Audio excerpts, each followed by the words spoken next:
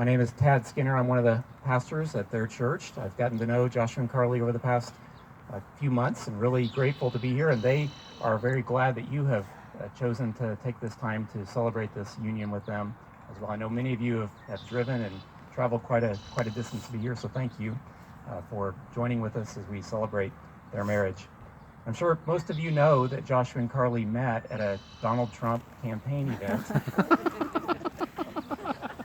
Lots of jokes that could be said from that. My favorite is that don't ever let anyone tell you that President Trump hasn't brought people together. He did in this case, that's for sure. Well, I've had the privilege, as I said, to get to know Joshua and Carly over the past few months. They started attending and then joined our church, and then I've had the privilege of doing premarital counseling with them over the past couple months, and really have enjoyed getting to know them. And you guys are setting a good foundation. It's pretty rare that I meet couples that talk as deeply and not just about present things, but about future things as well. So they have good communication, and I think that's going to be a great foundation for your marriage together. So very pleased about that.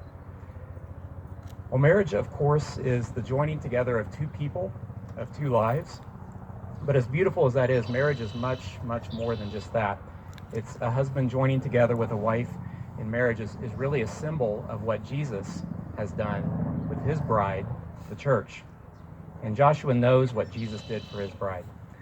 Jesus lovingly pursued his bride, the church. He protects her, he cares for her, he loves her.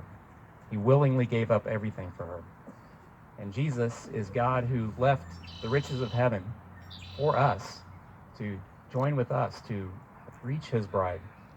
He became a man so that he could ultimately take his bride's sin, our sin, upon himself as he died on the cross for us.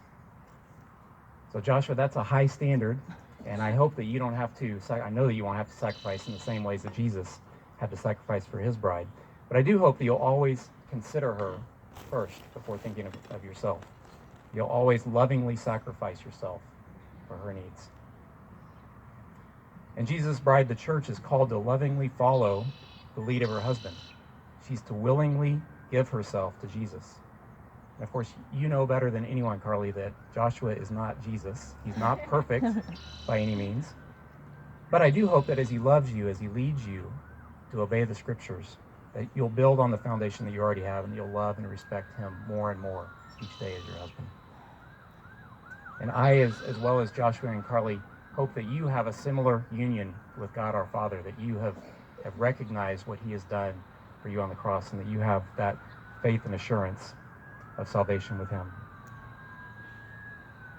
Well, Joshua and Carly, ultimately, the closer you get to God, the closer you're going to be to each other. So that's my prayer for you, is that you will grow closer to God, and that will bring you closer to each other throughout all of your married life. Joshua and Carly are honored to have their friend Perry Vandell here. And Perry, would you please come up and you can read a passage of scripture for us.